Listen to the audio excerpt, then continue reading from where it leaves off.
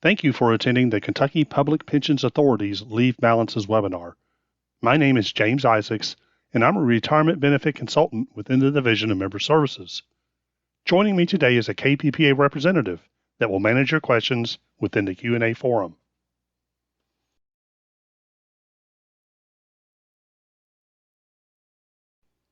During the presentation today, we ask that you keep in mind Kentucky Revised Statute 61.661, which requires KPPA to administer your account in a confidential manner. Please do not share sensitive information such as your Social Security number, your member ID, or your PIN. If you have specific questions, please contact a KPPA counselor at 1-800-928-4646 with your 4-digit PIN to discuss confidential information on your account.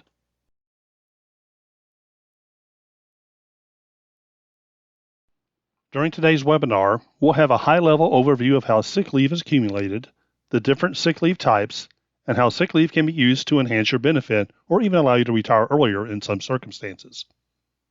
We'll then discuss how compensatory leave, or comp time, can enhance your benefit, and we will briefly discuss annual leave.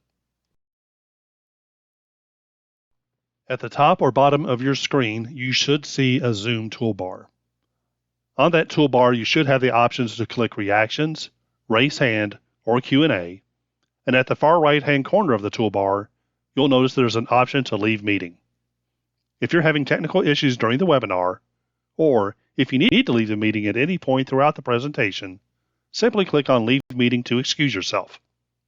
If you're unable to stay the duration of the meeting, I hope you will view a recorded version of the webinar online. The question and answer function is used to ask general retirement questions to the KPPA representative.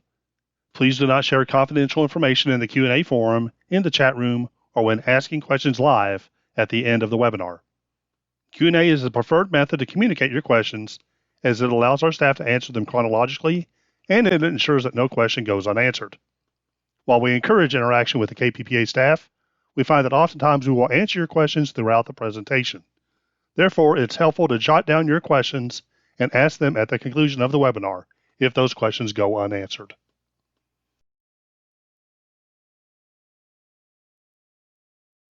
All Chapter 18A state employees participating in KERS are awarded sick leave and annual leave as a condition of their employment. Compensatory leave, or comp time, may be earned in some situations. Non-18A employees, such as those with universities or health departments within KERS, may have different leave types and accruals.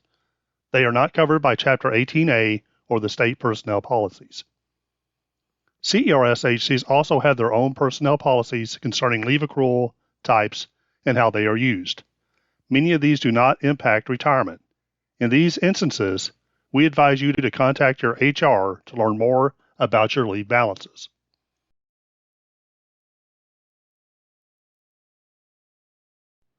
Sick leave is a potential benefit that is part of the employment contract between the employing agency and the employee. Within KPPA, there are different rules that employers use to administer sick leave and how that sick leave is used at retirement to benefit the employee. The benefit tier of the member dictates if and how much sick leave can be used at retirement. The system, CERS, KERS, or SPRS, in which the employer participates can also be a determining factor on how sick leave policy is determined. At the employer level for CERS agencies, the agency policy determines how sick leave is applied at retirement, if at all.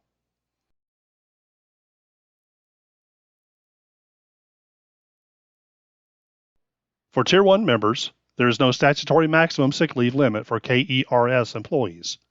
All KERS employers participate in the standard sick leave plan, and 100% of the sick leave is reported to KPPA.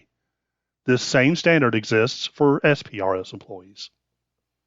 CERS employers have individual policies in place that determine how much can be used, if a percentage is paid to KPPA, or if the sick leave is considered alternate or standard.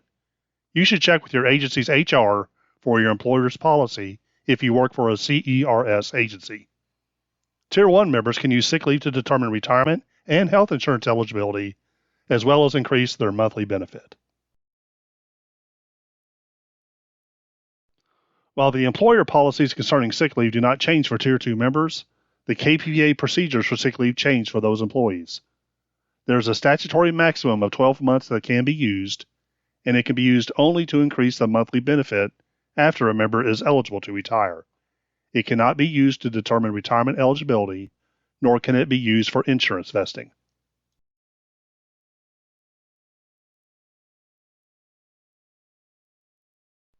Members who are within CERS and accrue sick leave with their employer are under the provisions of the participation date with CERS. While they may have service under KERS or SPRS prior to the Tier 2 or Tier 3 participation date, that service and participation date will not be used to determine how sick leave is used within CERS. For example, if a CERS member began in CERS after September 1st, 2008, and before January 1st, 2014, their CERS sick leave will be limited to 12 months, even if they have an earlier participation date with another system, such as KERS or teacher's retirement.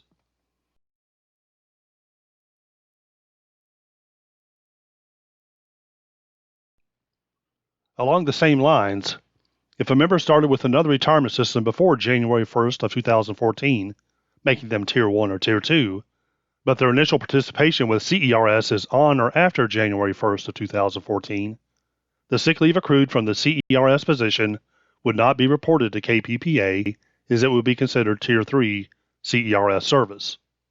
There is a possibility that the sick leave from the previous position would be reported. This does not have any impact on retirement eligibility or calculation, only on accumulation and reporting of sick leave. Tier 3 members have an entirely different retirement calculation, one that does not involve service. As a result, sick leave is not used in any respect for most Tier 3 members.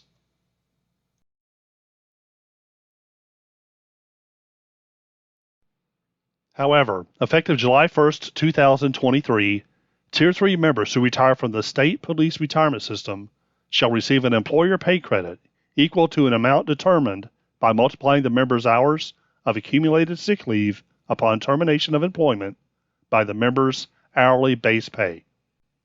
This is a benefit for state police retirement participants only.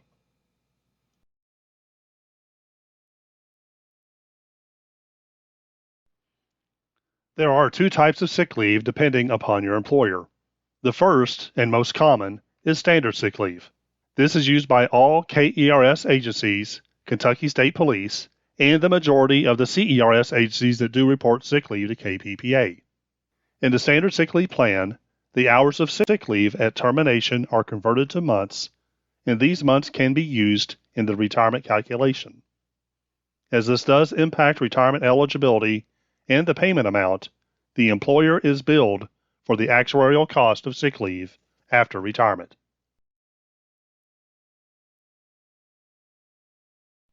For CERS employees, the amount of standard sick leave that is reported and when the sick leave can be used are dictated by the agency's sick leave policy. There is no uniform standard by which CERS agencies report or use sick leave balances. Some may pay a percentage of your sick leave balance to you when you retire, and the remaining balance is reported to KPPA and converted to service. Again, contact your HR if you are in CERS to obtain exact information about how your sick leave will be used to help with your retirement.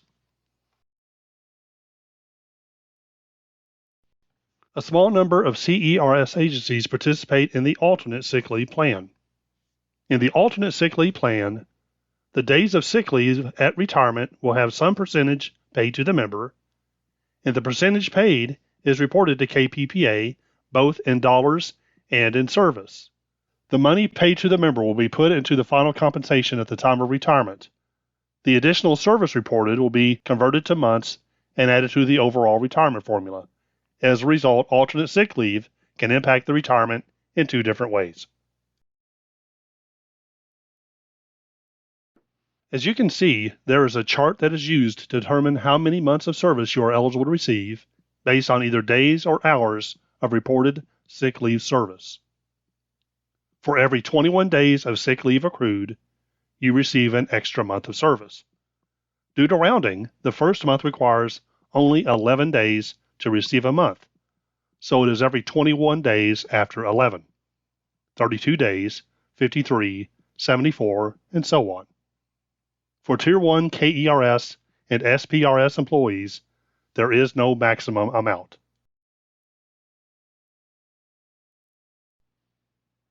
CERS employees who are firefighters typically work a 24-hour on, 48-hour off schedule.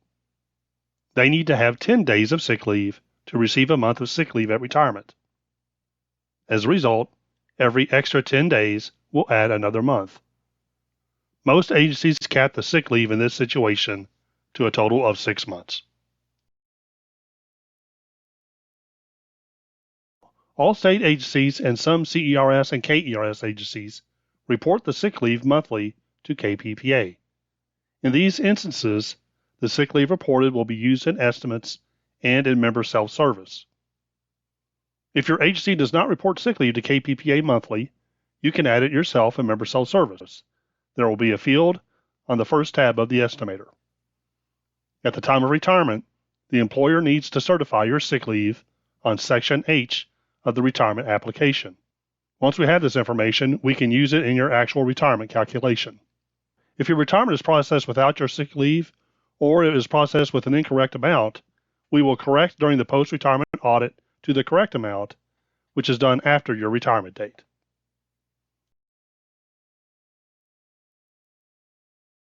For Tier 1 and Tier 2 members, sick leave can be used to enhance your retirement payment by using the extra months in the retirement calculation. In the example, we will compare calculations between a member having 6 months of sick leave versus having no sick leave. The final compensation and the benefit factor are the same, but the years of service credit is 6 months or half a year greater in one than in the other.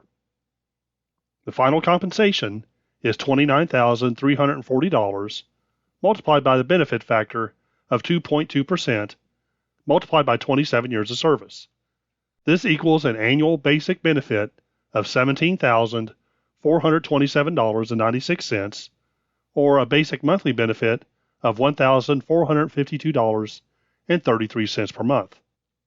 By adding the extra 6 months of sick leave, the annual basic benefit increases to $17,750.70 or a monthly basic benefit of $1,479.23. The extra 6 months of sick leave increased the monthly payment by $26.90.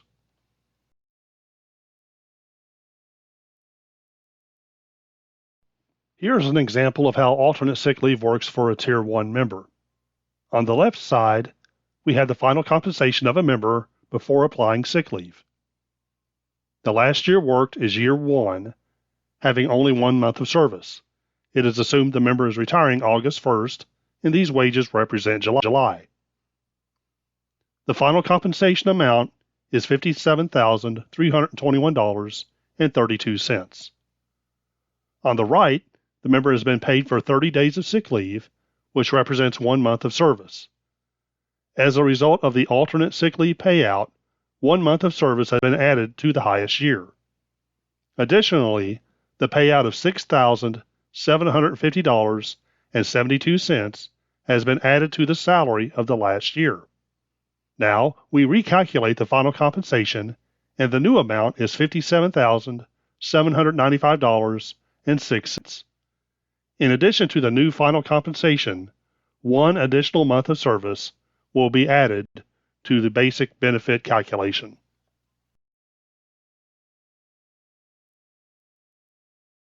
For Tier 2 members, alternate sick leave is used the same way, but the money is added differently. Because Tier 2 members use the last 5 full salaries in the final compensation, the system will place the alternate sick leave payout in the year in the last 5 with the lowest average monthly salary. In this example, it will go into year 5. The $6,750.72 will be substituted in for some of the salary in year 5, and the salary goes up from $55,847.53 to $57,944.29. Overall, the final compensation increased from $57,702.52 to $58,121.87. There will also be one extra month of service added to the benefit calculation.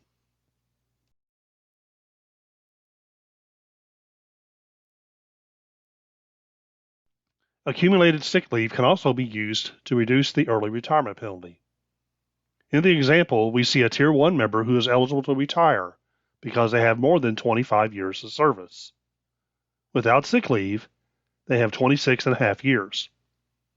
When calculating the benefit, the final compensation of $29,340 multiplied by 2.2% multiplied by 26.5 is the annual basic benefit.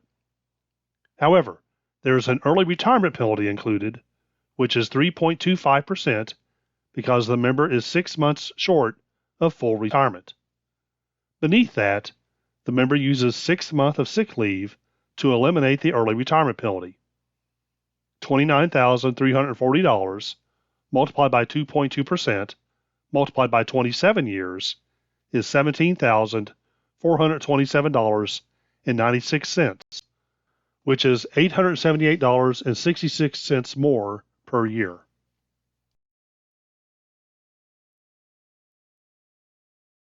While Tier 1 members can use sick leave to reach retirement eligibility, Tier 2 members must be eligible for retirement first before any sick leave is applied.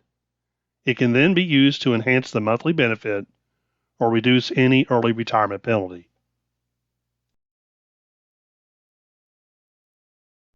Most Chapter 18A state employees in KERS or SPRS are able to earn compensatory leave or comp time.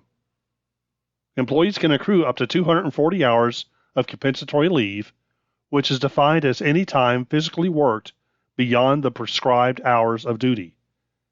At the time of termination or retirement, your compensatory leave is paid to you in a lump sum. Compensatory leave does not increase service or change the retirement date. It will change the retiring member's final compensation.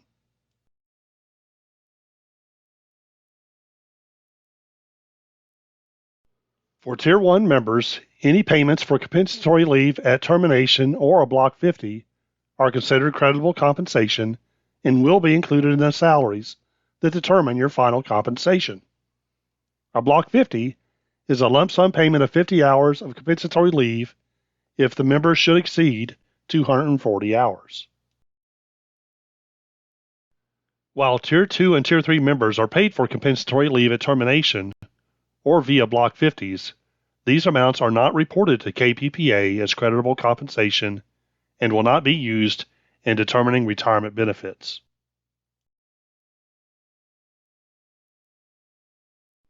Compensatory leave payments upon termination are paid based on the rate of pay at termination and reported with the last month's reported salary. For Tier 1 members, KPPA uses this payment in the member's final compensation. In the example, you can see the same Tier 1 member with and without 100 hours of compensatory leave. Year 1 represents the highest salary and also the last salary for a retiring member. On the left, without any compensatory leave, the monthly salary was $3,816. When all 5 years of the high five are averaged together, the final compensation is $42,320.33. On the right side, 100 hours of compensatory leave paid out as $2,355.56 is included in the last month's salary. This increases the final compensation for this member to $42,897.20. That extra final compensation will be used in the retirement calculation and will increase the member's monthly payment. Again, the maximum amount of compensatory leave that can be used in a retirement calculation is 240 hours.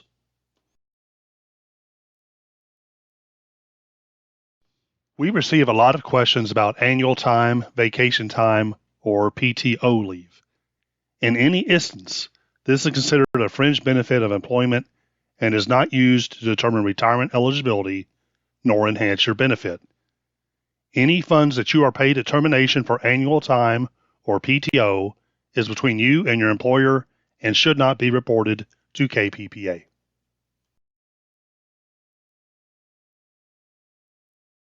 Beginning May 1st, 2024, KPPA is making efforts to become paperless. This means that if you have an email address on file, communications from KPPA will be sent electronically to your email address or via member self-service. Even if you choose paperless, some information will still be physically mailed. Paperless allows you to receive information more securely and more quickly, saves on mailing and material costs, and allows you to have an electronic library of all communications sent to you. You have the option of opting out of paperless communications by updating your preferences in the Contact Information module of Member Self-Service, or by completing and returning a Form 2040 to our office.